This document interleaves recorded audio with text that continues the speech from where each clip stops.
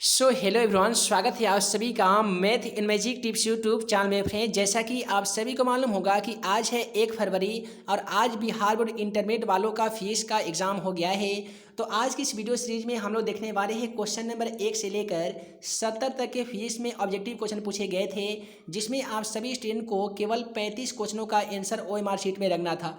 तो चलिए सभी क्वेश्चन को बारी बारी से सॉल्यूशन देख लेते हैं कि कौन से क्वेश्चन का सही जवाब क्या होगा। क्वेश्चन नंबर 1 में था कि औसत रंग पीला रंग या पूर्णांक के लिए निम्नलिखित में से कौन सा सही है। तो क्वेश्चन नंबर 1 का बिल्कुल सही जवाब ऑप्शन बी था। उसके बाद में है कि समानांतर सतह वाली कांच की पट्टी की शक्ति क्या होती है। तो क्वेश्चन नंबर 2 का बिल्कुल सही जवाब ऑप्शन ए हो जाएगा, अनंत होती है। उसके बाद में है कि कोणीय वर्ण विक्षेपण बराबर क्या होता है। तो यहाँ पे क्वेश्चन नंबर 3 का सही जवाब ऑप्शन ए हो जाएगा। उसके बाद में अगला सवाल क्वेश्चन 4 को देख लीजिए। खगोलीय दूरदर्शी के लिए निम्नलिखित में से कौन सा सही है। तो ये क्वेश्चन का सही जवाब ऑप्शन बी होगा। उसके बाद में क्वेश्चन नंबर 5 से बोला गया है कि हवा में टी का मान क्या होता है। तो यहाँ पे क्वेश्चन नंबर 5 का सही जवाब ऑप्शन सी हो जाएगा, 1 होता है। उसके बाद में क्वेश्चन नंबर 6 को देख लीजिए। विद्युत क्षेत्र में एक आवेशित कण पर लगने वाला बल का मान कितना होता है। तो यहाँ पे क्वेश्चन नंबर 6 का सही जवाब ऑप्शन ए हो जाएगा, QE होता है, यानी ऑप्शन ए बिल्कुल सही जवाब है। जितने भी स्टूडेंट आंसर की का PDF के रूप में सॉल्यूशन चाहते हैं तो वीडियो के डिस्क्रिप्शन बॉक्स में एक वेबसाइट का लिंक दे दिया गया है, उस पर क्लिक करके आप PDF के रूप में सभी का आंसर की फ्री में डाउनलोड कर सकते हैं। तो वीडियो के डिस्क्रिप्शन बॉक्स में दिए गए लिंक को क्लिक करना बिल्कुल ना भूलिएगा। उसके बाद में अगला सवाल क्वेश्चन नंबर 7 को देख लीजिए। क्वेश्चन नंबर 7 में ए और बी के बीच समतुल्य प्रतिरोध की धारिता ज्ञात करना था। तो क्वेश्चन नंबर 7 का बिल्कुल सही जवाब ऑप्शन ए होगा, सी होगा। उसके बाद में था कि पदार्थ की प्रतिरोधकता के लिए निम्नलिखित में से कौन सा सही है। तो इसके लिए भी आपको 4 ऑप्शन इस प्रकार से दिए गए थे। तो क्वेश्चन नंबर जो 8 का बिल्कुल सही जवाब हो जाएगा, वो ऑप्शन सी होगा, P बराबर RL/A होगा। उसके बाद में है कि विभव प्रवक्ता बराबर क्या होता है, यानी विभव का प्रबलता बराबर क्या होता है। तो क्वेश्चन नंबर 9 का बिल्कुल सही जवाब ऑप्शन सी हो जाएगा, dV/dx होता है। उसके बाद में है कि विद्युत फ्लक्स का SI मात्रक क्या होता है। काफ़ी सिंपल सवाल है क्वेश्चन नंबर 10। उम्मीद है कि आज सभी इसका आंसर सही लेकर आए होंगे कि विद्युत फ्लक्स का SI मात्रक वोल्ट मीटर होता है, यानी क्वेश्चन का सही जवाब ऑप्शन सी होगा। उसके बाद में अगला सवाल क्वेश्चन 11 में है कि संबंध Q बराबर NE में निम्नलिखित में से N का मान संभव नहीं है। तो यहाँ पे क्वेश्चन 11 का बिल्कुल सही जवाब क्या हो जाएगा, तो वो ऑप्शन सी होगा, 4.2 होगा। उसके बाद में क्वेश्चन 12 को देख लीजिए। एक समानांतर पट्टिका संधारित्र की धारिता के लिए निम्नलिखित में से कौन सा सही है। तो यहाँ पे क्वेश्चन नंबर 12 का बिल्कुल सही जवाब ऑप्शन ए हो जाएगा। उसके बाद में अगला सवाल है कि विद्युत परिपथ की शक्ति होती है, यानी विद्युत परिपथ की शक्ति बराबर क्या होती है। तो क्वेश्चन नंबर 13 का बिल्कुल सही जवाब ऑप्शन सी होगा, V²/R होती है। उसके बाद में है कि धारतीय परिघात होता है, यानी धारतीय प्रतिघात बराबर क्या होता है। तो क्वेश्चन नंबर 14 का बिल्कुल सही जवाब ऑप्शन डी होगा, 1/WC होता है।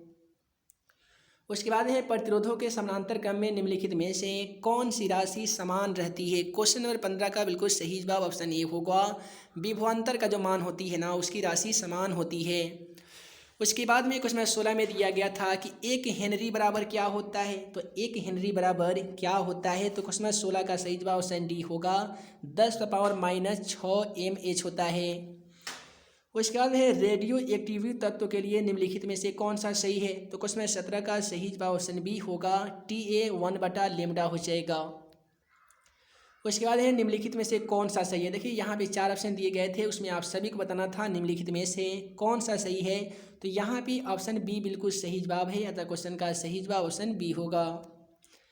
उसके बाद में है कि मूल गेट के लिए निम्नलिखित में से कौन सा सही है। तो मूल गेट के लिए निम्नलिखित में जो सही है ना, वो ऑप्शन ए सही है, ANDOR और NOT।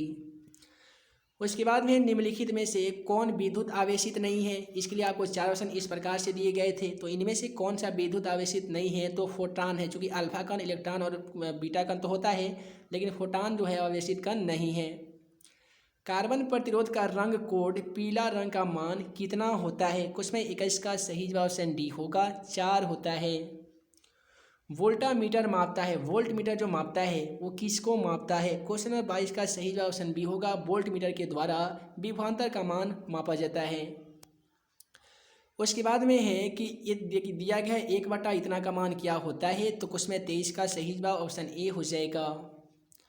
और इसके बाद में निम्नलिखित में से कौन संबंध सही है? इसके लिए आपको 4 ऑप्शन दिए गए थे। चारों ऑप्शनों में क्वेश्चन का सही जवाब ऑप्शन ए होगा। उसके बाद में क्वेश्चन 25 में है विद्युत विभव बराबर क्या होता है? तो जैसा कि आप सभी को मालूम होगा कि विद्युत विभव बराबर क्या होता है, तो W/Q होता है, यानी ऑप्शन बी सही जवाब होगा। उसके बाद में विद्युतीय द्विध्रुव आघर्ण का एसआई मात्रक क्या होता है? तो यहाँ पे क्वेश्चन 26 का सही जवाब ऑप्शन ए होना चाहिए, सेम ही होता है। उसके बाद में 1 फैराड बराबर क्या होता है? 1 फैराड बराबर क्या होता है? तो क्वेश्चन 27 का सही जवाब क्या होगा, इसका भी हमें सस्पिशन है। आपको मालूम होगा तो आप कमेंट के माध्यम से बता सकते हैं। उसके बाद में आवेशित चालक की स्थितिज ऊर्जा होती है। तो आवेशित चालक की स्थितिज ऊर्जा क्या होती है? तो 1/2 CV² होती है, यानी ऑप्शन बी बिल्कुल सही जवाब होगा।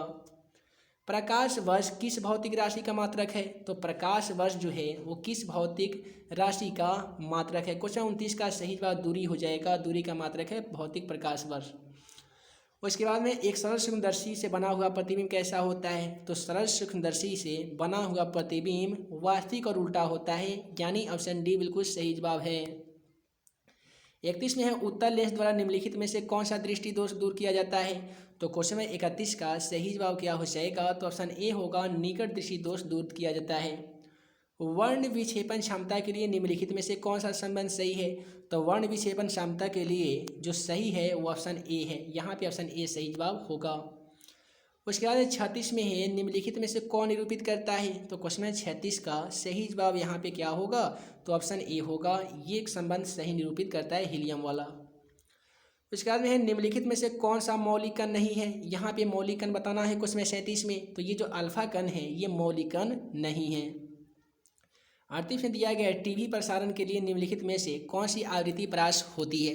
तो यहाँ पे क्वेश्चन नंबर जो 38 का सही जवाब हो जाएगा ना, वो क्या होगा? तो क्वेश्चन नंबर यहाँ पे 38 का सही जवाब इसका 300 से 300 HMAZ होना चाहिए। ठीक है, तो ये दोस्तों आगे वाली पार्ट में हम आप सभी को बताएंगे क्वेश्चन नंबर 39 से लेकर क्वेश्चन नंबर 70 तक के सभी क्वेश्चनों का सोल्यूशन है। तो इस वीडियो में इतना ही। आगे आने वाली प्रत्येक वीडियो का आंसर के साथ साथ वायरल क्वेश्चन का PDF लेने के लिए आप चैनल को सब्सक्राइब कर लीजिए, ताकि आगे आने वाली हर वीडियो का नोटिफिकेशन आप सभी को मिल सके।